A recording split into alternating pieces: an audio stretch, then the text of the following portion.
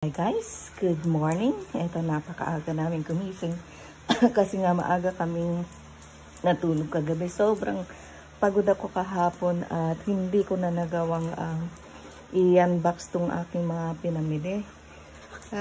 Ngayon ay past 4 o'clock na. Kanina pa kami gising ng 3 o'clock at nagkukulit tong mga alaga ko na lumabas na pero madilim sa labas. At ako nga ay mag-i-start na gumawa ng kape. And you know what? For the first time, nakabili ako ng mangga. Yan, sa Tanay pa yan. At nakakita ako ng magandang magandang itlog na maalat. Ayan o. Maganda yung kanyang egg yolk. Ay, naku. Nabasag na yata. Off.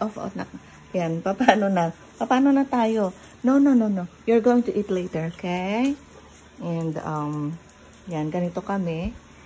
Kaya gustong-gusto kong makalipat sa bahay kasi masyadong masikip talaga dito at hindi ko maayos-ayos ang aking mga gamit dahil wala kaming proper storage. Alam niyo yun?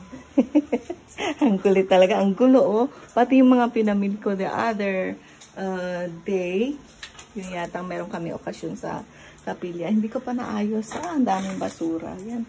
Ganyan kami dito. So, aring-king-king. Nag-aaring-king-king ka. Ayan. At ano rin pala, kasi nagkaroon ako ng problema nga sa aking kamay. Ayan, ngayon, gagamit na naman ako ng medication. Wala nang pag-asa tong aking kamay na kapag nakakakain ng kumbaga patis, yun pagka wala akong time para magluto, ay bumibili ako ng pagkain sa labas. At syempre, hindi natin ma-avoid na gumamit ng patis sa ating mga lutuin. It's for public naman yung mga tinda nila. Kaya ako lang si matigas ang ulo na nagdi-depend kung sakaling. Ano yung tinitignan mo, ha? Wala na. Ako ay namili ng mga gloves para maprotektahan ang aking kamay na siya kung ang naging problema. Kaya ako ay napunta ng Tanay para magpa-check up sana. Kaya lang medyo na-disappoint ako dahil yung palang hospital or clinic na pinuntahan ko ay may mga schedules ng doctors, ng mga specialista. So, ayun, pagod ako. And one more thing, yun nga, kailangan kong